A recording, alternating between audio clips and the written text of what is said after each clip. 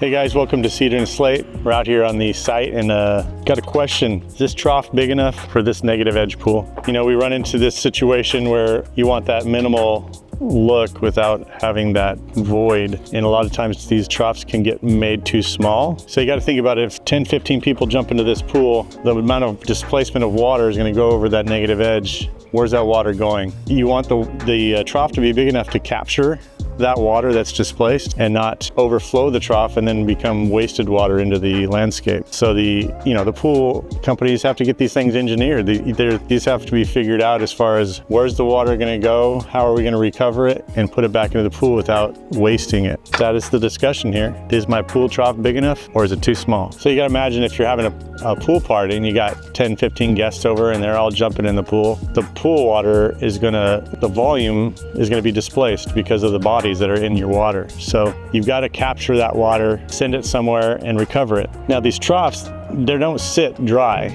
They sit with about a foot of water in them up to the water line in those troughs. You've got that water plus the displaced water that comes out of the pool when the bodies are in it. And that water, if you haven't calculated the volume that this trough can hold, depending on how many of those bodies are in the pool, which that's where the engineer comes in with the pool company. They've got to figure out that ratio of what we're going to recover and put back in the pool. Because we don't want to be wasteful. We don't want the water to come up and overflow the trough and go back into the nature, the landscape. We want to recover it. So we're good stewards of the environment. I think it's a ratio that you got to figure out how deep, wide, because I mean, this could go deeper and come in further, but then you got to think about also, you could change the depth of this to get this outer trough wall closer. Then you got to think about the water displacement of somebody jumping the pool, that water rushing over this. You don't want it to skip the trough and go onto the turf or the native ground. You want to capture it. So you got to make this wide enough to capture that displacement, that force, plus it's got to be the volume replacing that person in the trough as far as water. You get what I'm saying? Again, thanks for coming to Cedar and Slate. Hope you guys enjoy this build. There's a lot of incredible things to come. Stick around and make sure you like and subscribe. Follow our YouTube channel.